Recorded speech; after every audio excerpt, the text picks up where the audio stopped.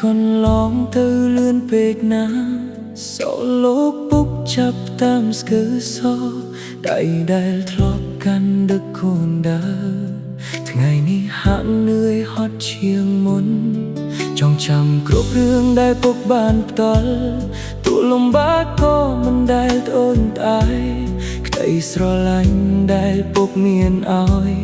ធំជាងភ្នំនិងជ្រៅជាងសមុទ្រពេលឃើញពុកចាស់ទៅរាល់ថ្ងៃចិត្តកូនហាក់ដូចមានទឹកភ្នែកចង់ឲ្យពេលវេលាឈប់សិនកុំឲ្យថ្ងៃបែកឆ្ងាយមកដល់ចង់អបលោកពុកឲ្យបានយូរមិនចង់ឃ្លីពីពុកសូម្បីមួយថ្ងៃព្រោះពុកជាមលប់ដល់កក់ខ្តៅដែលការពារកូនគ្រប់ពេលវេលាចង់ប្រាប់ពុកថាកូនស្រឡាញ់ពុកលើពីបណាដែលអាចពោលបា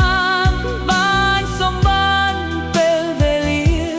សូមឲ្យពុកនៅចិត្តកូនរហូ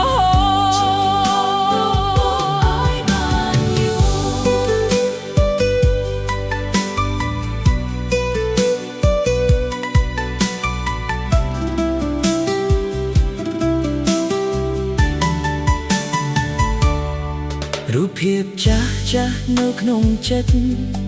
មិនដែលរលត់បាត់ទៅណាស្នាមញញឹមនឹងក្តីបារម្ភរបស់ពុកនៅជាធម៌ពលឲ្យកូនដើរទៅទោះថ្ងៃមុខមានផ្លូវវែងឆ្ងាយកូននៅចងចាំ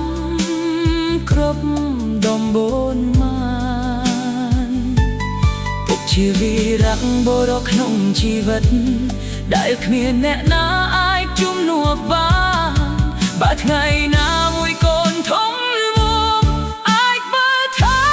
ពុកវិញបានកូននឹងធ្វើឲ្យពុកមានមោទនភាព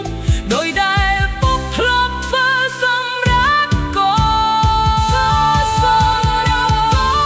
ចង់អោបលោកពុកឲ្យបានយូរមិនចង់ឃ្លីបពីពុកសូម្បីមួយថ្ងៃព្រោះពុកជាមលប់ដល់កក់ខ្តៅដែលការពារកូនគ្រប់ពេលវេលាចង់ប្រាប់ពុកថាកូនស្រឡាញ់ពុកជាងអ្វីទាំងអស់ទោះថ្ងៃស្អែកនឹងទៅដល់ឡាក្នុងបេះដូងកូនពុកនៅជានិច្ចចង់អោបលោកពុកមុនពេលថ្ងៃណាមួយកុំឡងផុតសូមឲ្យពេលនេះនៅជាមួយគ្នា